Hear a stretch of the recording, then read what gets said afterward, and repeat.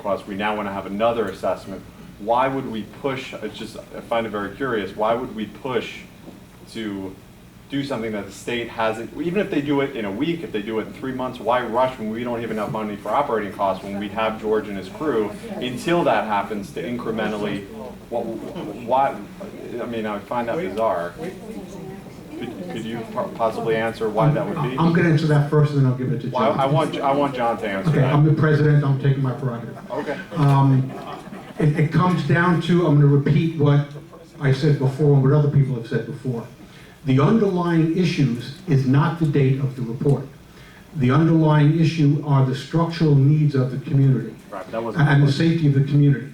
That stuff needs to be addressed as soon as possible within the constraints of our committee and board process and within financial constraints. So the primary issue, as far as I'm concerned, and I guess I'll just speak for me, is it's my fiduciary duty to provide me and the rest of you with a safe place to live. So that's what I'm looking at. Right. As far as the paperwork called 40th certification, we're going to be dealing with that, and one way or another, we'll put the two together.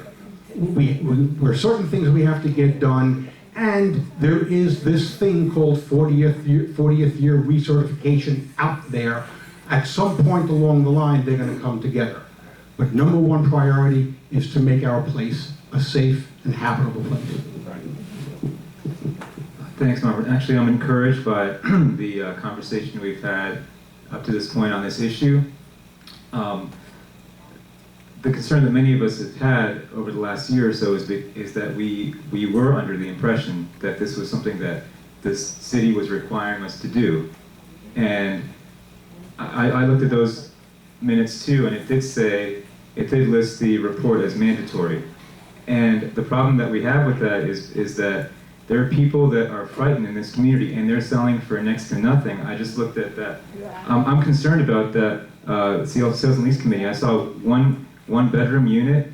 Is this correct, Francis? That sold for $28,000. People are scared, and I'm one of them. and we haven't been. I don't think it was made clear or has been made clear up until that Special Projects Committee meeting that we don't have to do this. That we can go about at our own pace, that we can get our management, that we can get our maintenance to look at these issues that can be addressed by maintenance, and that we can maintain these things so that they don't end up in the final report, which I'm happy that we don't have to produce another one in 2 years or whenever we actually get that letter.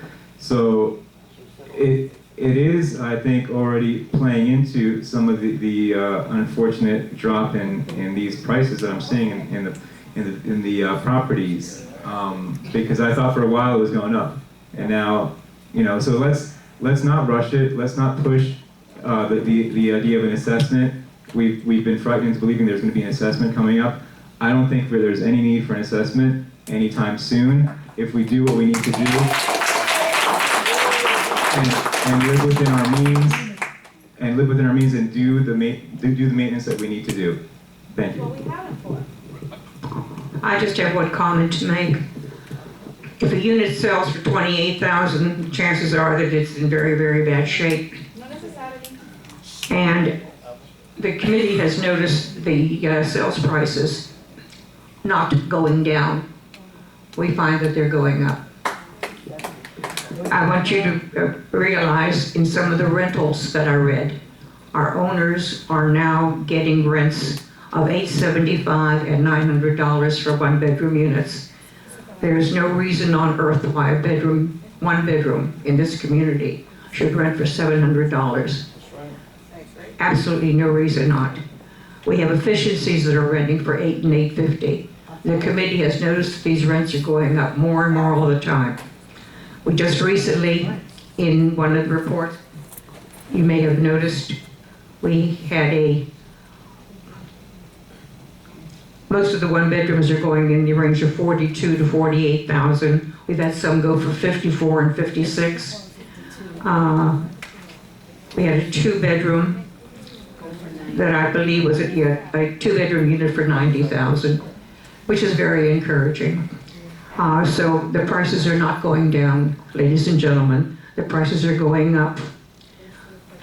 The rentals are strong. And as you could tell from the length of my reports, there's a lot of sales activity as well as rental activity in the community. And the committee does not see a downside economically.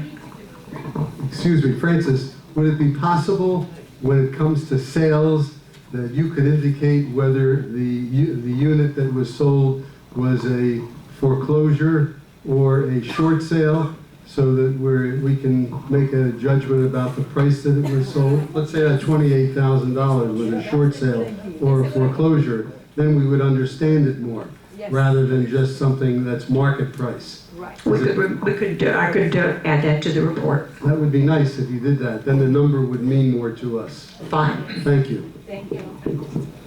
I would like to correct what I believe is a misconception that John has and John is talking about. There are quite a few items in the engineering report that are relatively minor and relatively inexpensive that can be done by our personnel or by personnel that we hire. We don't have to go through a contractor. But 90%, I haven't gotten the exact numbers, but 90% of the money involved, projected in that report, are items that can only be done by licensed people, that cannot be done by our personnel, either our existing maintenance or somebody that we hire. It just simply cannot be done. So the big money and the big items, the roofs, the concrete restoration, and items that are not even in here, the electrical panels, things like that, this has to be done by licensed contractors and licensed electricians and so forth. And these items, these are the big ticket items that the committee will be dealing with and eventually giving a report to the board of directors. So make no mistake about it. There are a number of small things that we can do, and we started doing it and we will continue to do, but the big items, the roofs, the concrete, things like that, and some of the electrical work can only be done by licensed people. And again, the committee will be dealing with that on an ongoing basis and then reporting to the association. But we don't have to do it right now. That's basically it. We don't have to do it right now.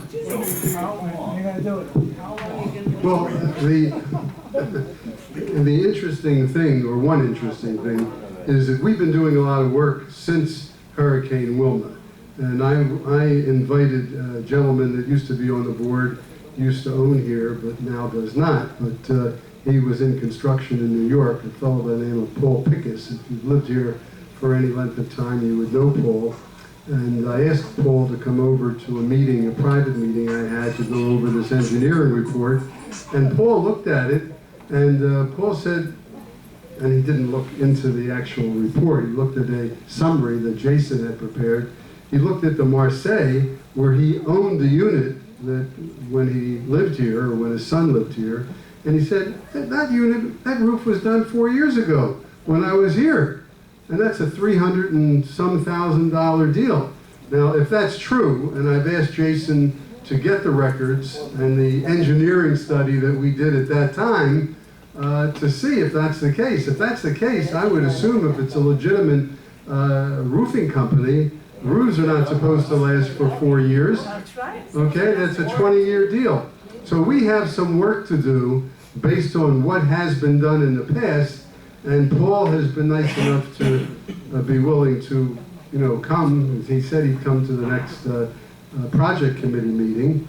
And again, as I say, he's knowledgeable. I have no idea what all this stuff what that means. So we have a lot of work to do. That's really the point. Actually, I had asked Jason about that, if he could look into whether that roof was covered under the settlement, and I believe we're looking into that, correct? Yes. Okay, good. So if it wasn't, then maybe we can go after this roofing company for the money, and it won't have to come out of our own pockets if that's the case. So, thank you. And that actually is the purpose of going through committee, asking these questions, because obviously I wasn't here, a lot of people weren't here, and this is where we get the information, and we are looking into that stuff to find out what we can pull out of that report. And if they're still in business. And if they're still in business, correct. Okay, are there any other comments on the board? Can we go on to the next item? You're so smart. Okay. Next item is the locking laundry rooms. We have, our current policy is not consistent throughout the property. We have apparently 2 buildings that, for whatever reasons, the laundry rooms are locked at 10 p.m. and 9 buildings where they are not. I believe we should have a uniform policy throughout. Personally, I think the 2 buildings that are locked should be unlocked, and the policy being that the laundry room doors are not locked in any of the buildings. Any discussion on the board? I make a motion that we unlock all the doors. Any seconds? Is that enough of a motion to get it done? You need a second and you need to pass it. Do I have a second? John seconds. Are there any objections? Passes unanimously. That was relatively easy. That was a good one. Next item, clothes washers inside the units. We have units with clothes washers inside. This presents at least 2 issues. One, these units are using additional water. Second, it presents a liability to an additional liability to the association. What, if anything, should we do about it? And I'm going to ask Jerry to open up the conversation. Actually, I don't think that they're using additional water. Okay, they're using the water they need to wash their clothes, but they're not paying the association by using the association's washers. So there's really no additional water usage. What they need to do is they need to do 2 things. They need to pay monthly additional money in their maintenance to make up for what they're not paying by using our washing machines. Okay, and the other thing they have to sign on to is they have to sign on to the fact if they damage, because of their washers, any part of the building, that they're responsible for it. They have to do it. In other words, I would think twice about putting a washing machine on a 2nd or 3rd floor.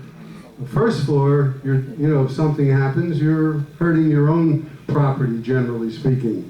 But anybody that has a washer on the 2nd and 3rd floor, and they use it, and they damage the building, the units below them, they have to sign on that they're going to be responsible for it. Just like we have owners now who are renting, they're signing on to the fact that they understand that their tenant, if they don't pay, the tenant is going to be responsible to pay the association.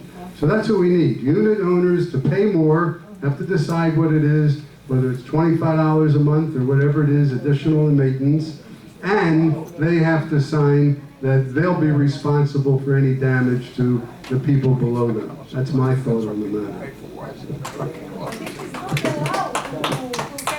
Are there any other comments on the board? So I can come with my red water also to school. Let's stick with washing machines. You want to put Mike. the rainwater in the washing What is machine? the rule? Okay, discussion on the board first. I have a question, Jerry. How are you going to, first of all, find all the units that have washers in them? I think we know that. I think we went through all the units for water, and the notation was made when they saw a washing machine. Okay, then how are you going to equitably charge back a fee to someone for having a washer like you're stating? How are you gonna do that? I could have a washer, and I'm a single person, and I do laundry once a week, maybe once every week and a half. You have another person that could have 3 people, 4 people living in their unit, and they might be doing laundry every day if they have a young baby. There's no. So how are you gonna do In that it? sense, there's no equitability. In that sense, it's only charging for having it. The other option, which is I'm hearing from my friends, is that everybody who has a washer should have them removed. Look, I don't have any washers in my units. That doesn't bother me. That is another way of looking at it. Either way, either if we're going to allow it because it exists and we recognize it, and the only thing that is hurting us is that we're not getting paid because they're not using our machines, okay? If we're willing to look at it that way, then if we get paid, we're taking care of that. And if they're willing to stand behind any damage done to other units, then we're allowing them to have it. I don't know how, does anyone know how many washing machines there are based on the study, the water study we did? So we know what we're talking about? I think it's about anywhere between 50 and 55. I think it's 53, but All anywhere right, between 50. so let's say we have 50 washing machines. Okay, we can either force them, since we know them, okay, we can force them to remove them, I imagine. That can be done because it's against the rule. Okay? Or we can find a way of working with them so that we get money that we're losing, as well as make sure they take care of damages to other property. Yes? Yeah. If anything, in particular, I don't care. I do my laundry outside here because I have to waste my money using the machines in the laundry room because I have to do the load twice or 3 times because they don't do it right. And the same thing with the dryers, I have to use it more than twice Dryers for don't one work. load. Wendy, that's a different subject. You can go out and do it elsewhere if you want for whatever reason. We're just talking In the about, community, somebody has a washer machine because they are using their own electricity. These machines, we pay $1 something for a load, and we pay for the water, but how about the electricity that is consuming? all right, so you're saying that it's a good idea to let the people who have their units remain with their units, but just pay for them? No, Or you're not saying that? I'm not saying that. But what are you If they saying? want to have their machine, they're not doing any injury to the community at all. If they want to have it, they let them have it. Right, you're saying let And them not have it. paying anything extra. We already have an increase in the access. Oh, not let them, they can have it and not pay. Is that what you're saying? Okay, that's your opinion, It's fine. electricity that doesn't say Fine. anything. Steve? Go ahead, Steve. Oh, please do, Steve. Exactly, the electricity we are paying for. You get it, come on up and you can talk.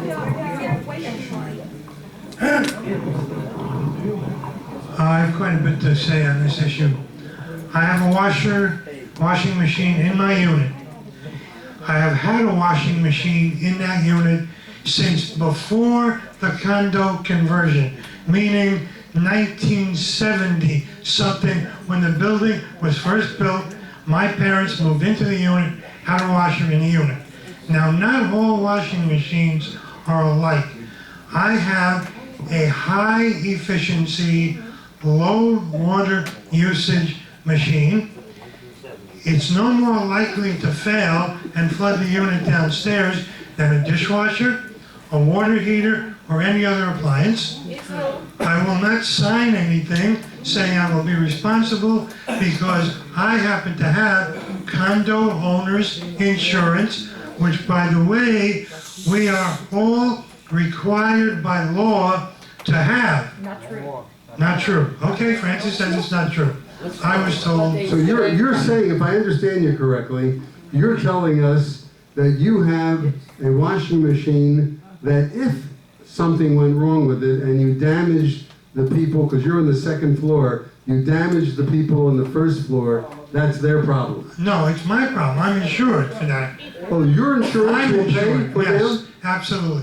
Now, Oh, I that's want great. to point out one more thing. There are people who use more water to cook a spaghetti dinner for their family than my washing machine uses. That's number one. And number two, I'm a single guy living in a unit by myself, and a unit that has 2, 3, or 4 people living in the unit, they're using 2, 3, or 4 times the amount of water that I'm using. So all I'm saying to the board is be reasonable, and whether the board likes it or not, and whether management likes it or not, there is such a thing as being grandfathered in. And Your washing machine is grandfathered in. Absolutely. That's what you're telling me. Absolutely. All right, we have to look into it. Thank you. Colette, you're an insurance person. Are you, I thought I heard you react to what he said, the fact that his insurance will take care of downstairs. It absolutely will. It will, okay, thank you. All right, who else has something to say about washing Should machines? have insurance on their unit. You'll be next. Just one comment. The idea of a person with a washing machine accepting responsibility in case something happens, part of that responsibility could be just having insurance. Yes, okay.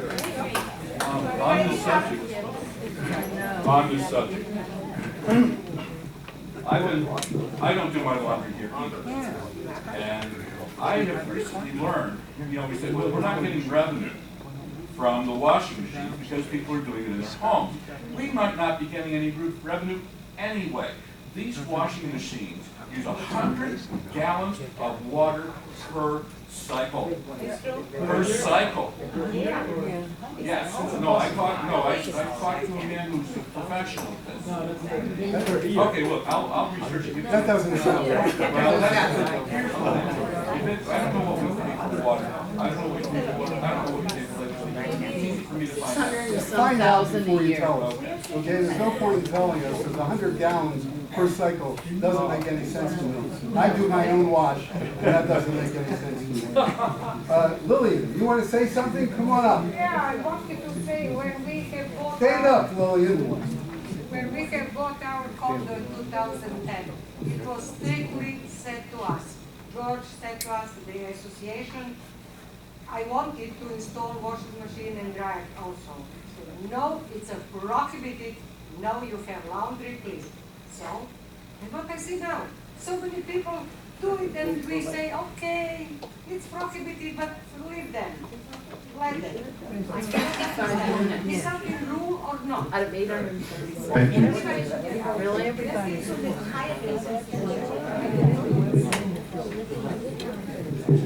I have an attachment for a connection for a washing machine, and I have a dryer in my apartment. I bought the apartment, and right now I don't have a washing machine. I took it out, but I have the connection for it, and I paid extra for that apartment when I bought it because I could have a washing machine in it. So you have no right to order me now to take it out.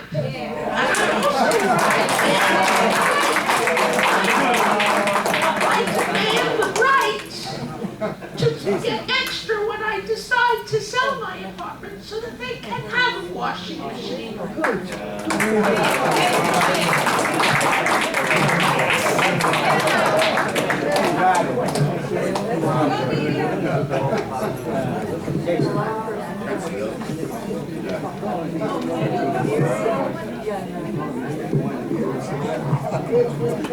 I'm probably one of the few people that actually like the washers and dryers that are in the laundry room.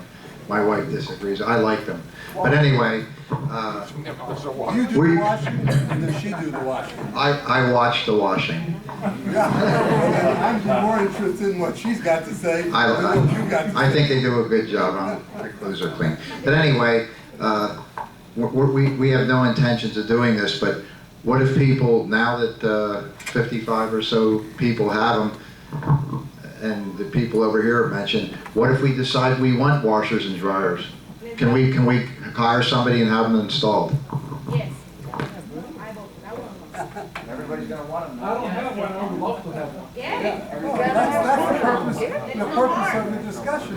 Possibly an amendment can be passed that either allows it or doesn't allow it. Okay?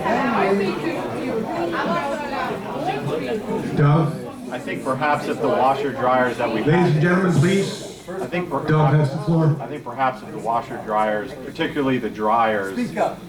if the dryers in particular were more functional and you didn't have to spend like $5 on a load and spend all day drying your clothes, I think people would be less apt to wanting to purchase one and have it inside their unit. I don't know about your particular unit, but in the Interlochen, the Orleans, and the Nottingham, the dryers are pretty pathetic. They take forever. That's right. I have 3 buildings. Wow, that's pretty good. My parents live in the Nottingham and I live in the Interlochen, New Orleans. You do the washing. Right. I've lived in all 3. Well, why is that a hard concept?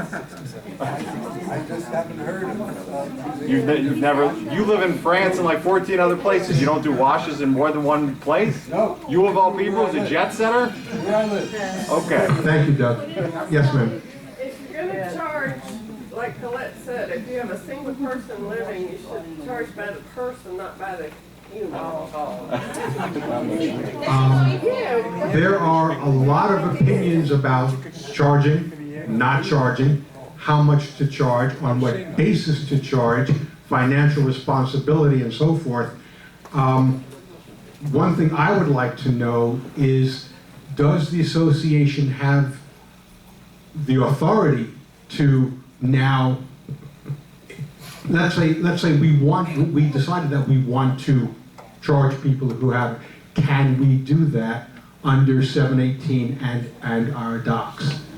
If you don't know the answer, I'd like to be able to find out. Yeah, yeah. The first thing I would say is I believe it's in the docs. If it's not in the docs and it's a rule, I'm going to give you 2 answers. If it's in the docs, you would need to have an amendment to change it if you want to have washers and dryers.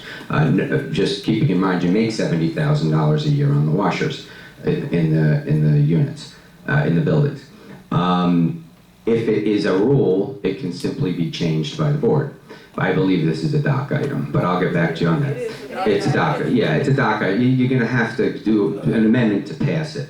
The question about if you are going to charge people for it, that is a legal issue. We will have to ask and get a legal opinion on that. It's simply because of the age, and there's so many different, and getting a legal opinion will cost $10. So it's not like this is gonna be a big thing.